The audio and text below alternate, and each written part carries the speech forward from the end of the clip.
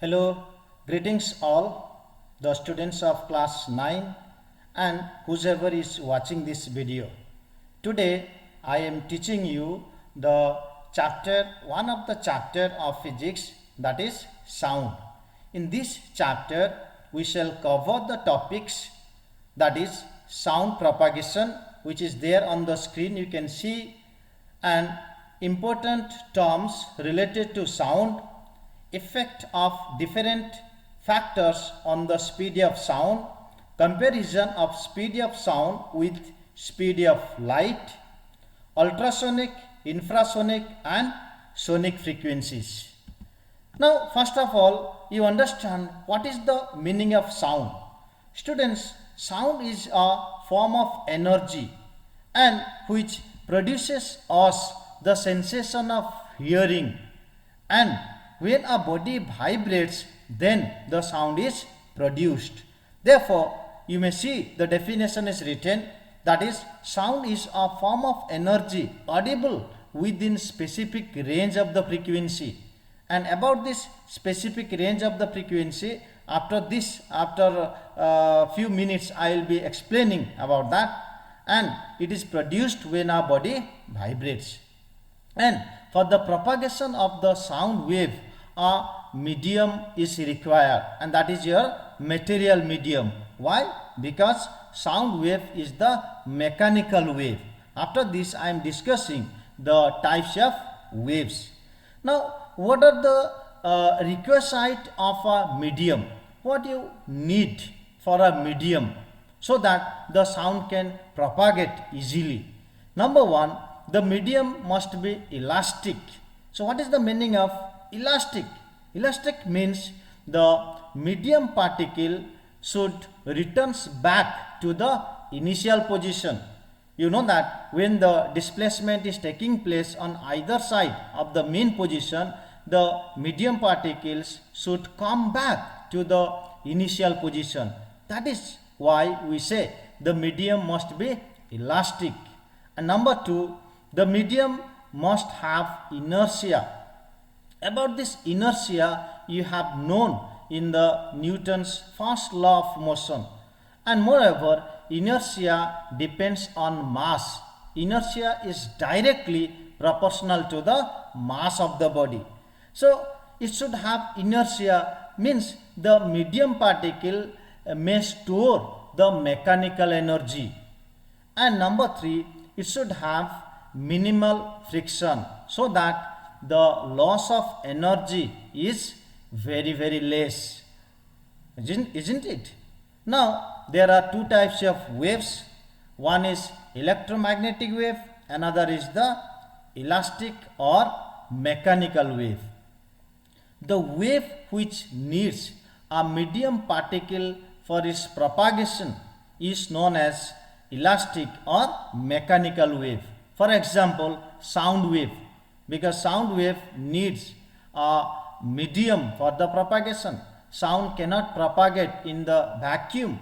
Therefore, if anybody of you will speak in the vacuum, you will be not able to hear each other because there is no medium in the vacuum. Now another type of wave, that is electromagnetic wave. Now what is electromagnetic wave?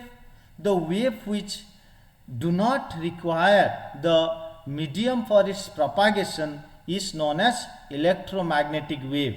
For example, light waves, because light waves do not need the medium for its propagation. Say some other examples are there: X-rays, ultraviolet radiation, infrared radiation. All these are the electromagnetic waves. And remember here, the speed of sound in the air is 330 meter per second at 0 degree Celsius, whereas the speed of sound in the solid is maximum, and the speed of the speed of sound in air is the minimum, and in the air it is approximately 330 meter per second at 0 degree Celsius. Let us see what are the characteristics of a wave motion. A wave is produced by the periodic disturbance at a point in the medium. So when the periodic disturbance is taking place at a point in the medium, then the wave is produced, and the medium particles vibrate about their mean position. Mean position means that is the resting position, or about the mean position the medium particles keep vibrating, or they move to and fro. And when the body is vibrating, or when the medium particle is vibrating, there the particles are not moving. Remember, only what is happening, the energy is transferred, and the transfer of the energy is taking place at a constant rate or at a constant speed from one place to another.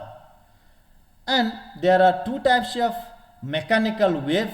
One is longitudinal wave, another is the transverse wave. Now you can see here this animated diagram of the transverse wave and also the longitudinal wave. Now see, in details it is not needed for you, but you need to understand the meaning of the transverse wave and the meaning of the longitudinal wave. Therefore I have not written the definition for you.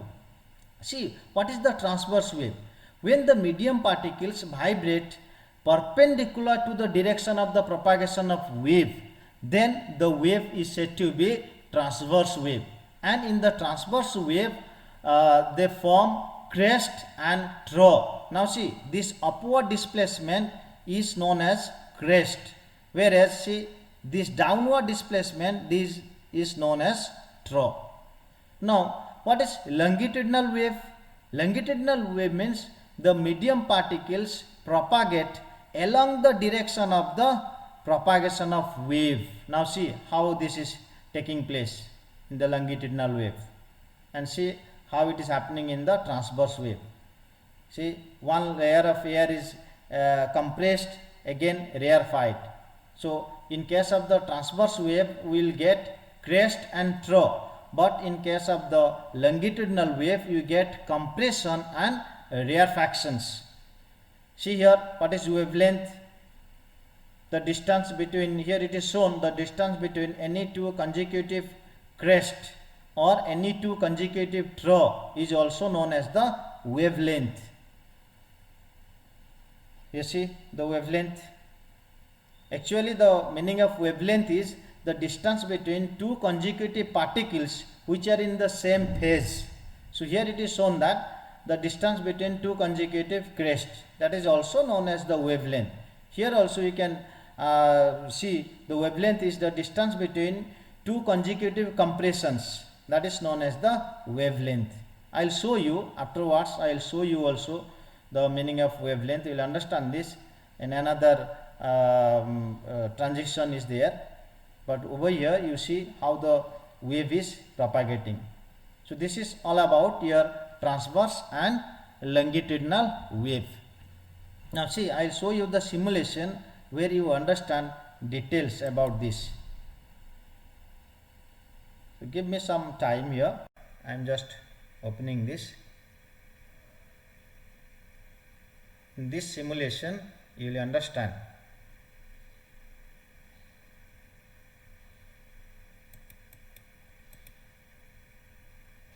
See here, this is your longitudinal and transverse wave, both are there. Just I am running it. Now check.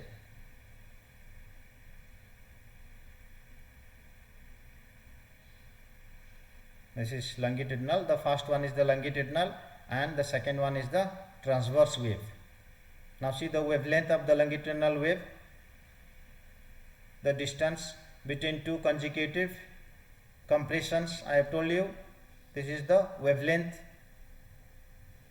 and here the wavelength is the distance between two consecutive crest.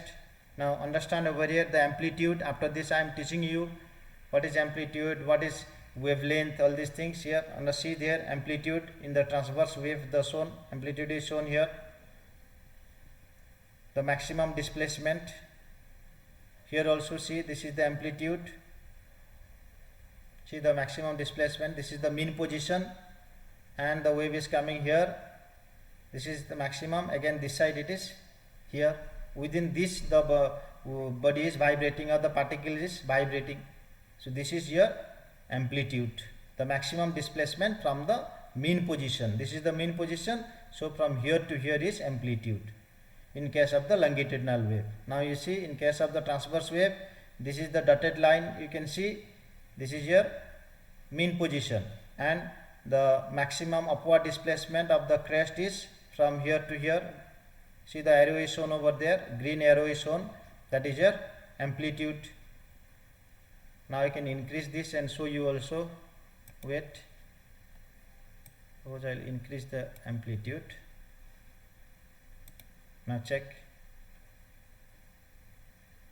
this is the amplitude. Alright, I hope you understood what is longitudinal and what is transverse wave. Longitudinal wave means the medium particles vibrate along the direction of the propagation of wave, forming rarefactions and compressions, whereas transverse wave means the medium particles vibrate perpendicular or normal to the propagation of wave. That is known as your transverse wave. So let's come back to our PPT.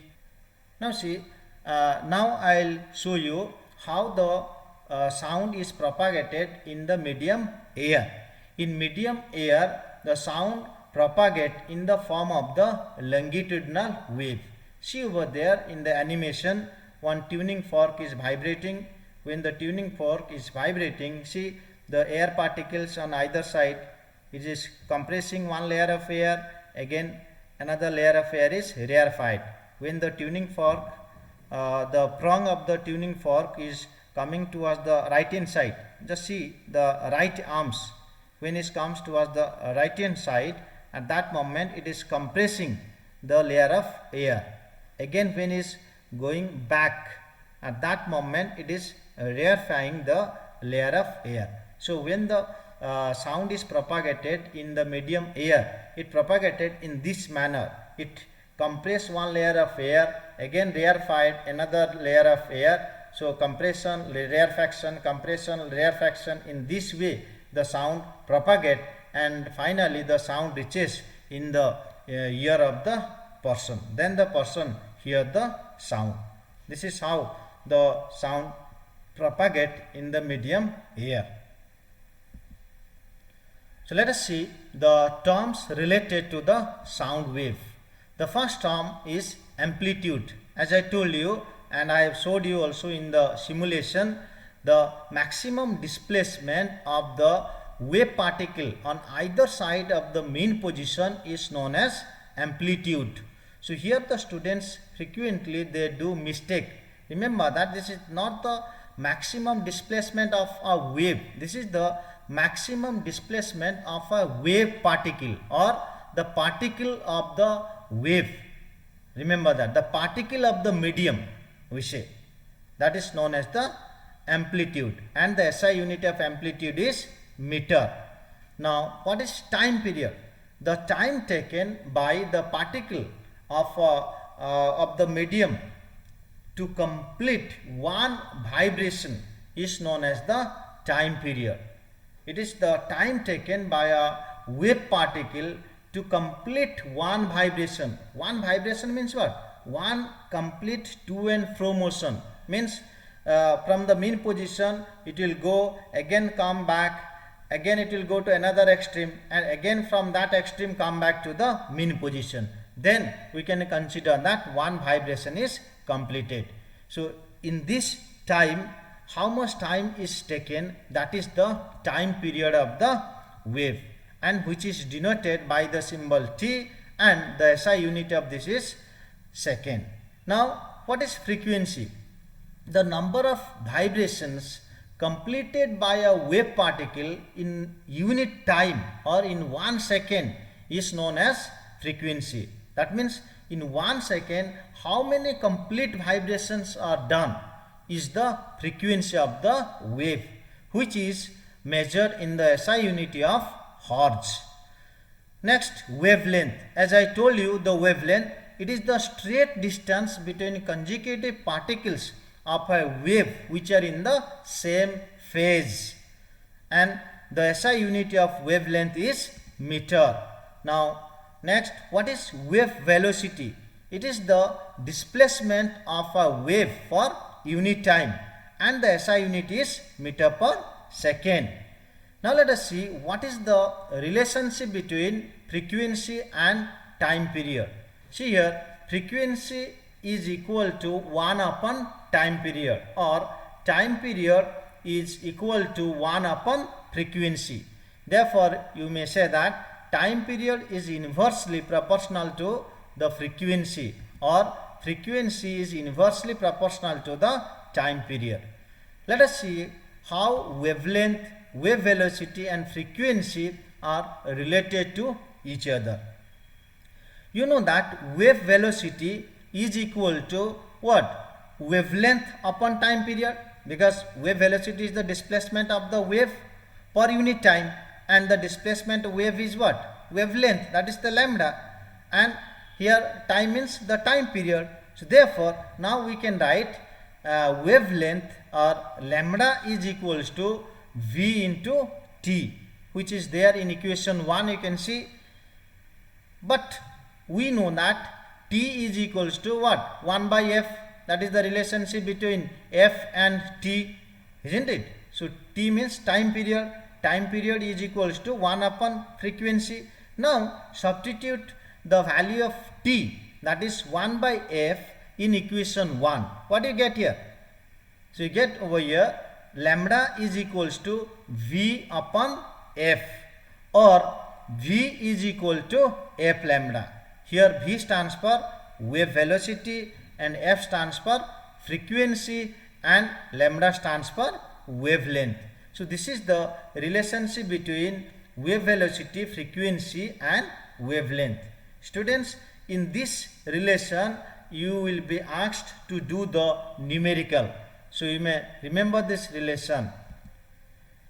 Let us see the factors affecting the speed of sound in a gas. So first factor is your density. So the speed of sound in a gas is inversely proportional to the density, or the square root of density. See the relation this written, that is V is inversely proportional to, or proportional to 1 upon root over of rho. Number 2, the temperature. V is directly proportional to the square root of temperature. And next, humidity.